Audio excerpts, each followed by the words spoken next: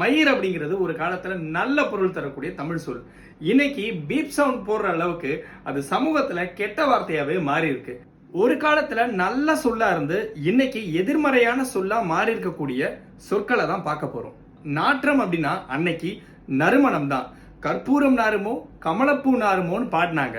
ஆனா இன்னைக்கு நாற்றம் அப்படின்றது துர்நாற்றத்தை தான் குறிக்குது. வாடை அப்படின்னாலே வடக்குல இருந்து வரக்கூடிய காற்று தான். இன்னைக்கு வாடை அப்படின்றது துர்நாற்றம் அப்படின்ற பொருள்ல தான் பார்க்கப்படுது. சேரி அப்படின்ற சொல் அன்னைக்கு சேர்ந்து இருக்கக்கூடிய இடத்தை குறிச்சது. அன்னைக்கு நிறைய சேரிகள் தமிழ்நாட்டிலே இருந்தது.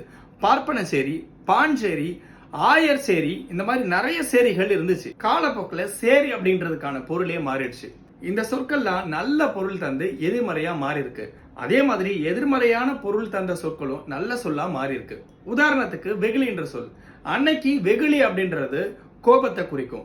அழுக்காறு அவா வெகுளின்னு திருக்குறள்ல கூட வரும். ஆனா இன்னைக்கு வெகுளின்றது இன்னசென்ஸை குறிக்கும். அதே மாதிரி கழகம் என்ற சொல். அன்னைக்கு கழகம் அப்படின்றது சூதாடக்கூடிய ஒரு இடத்தை குறிக்கும். இன்னைக்கு கழகம் அப்படின்றது ஒரு அமைப்பு, ஸ்தாபனம், இயக்கம், இந்த மாதிரியான பொருளை தரும். இதே மாதிரி தான் பள்ளிங்கிறதும் இன்னைக்கு ஸ்கூல் அப்படின்ற பொருள்ல வரும். ஆனா அன்னைக்கு பள்ளிங்கிறது என்ன பொருள்ல வந்துச்சு அப்படின்றத கமெண்ட்ல சொல்லுங்க.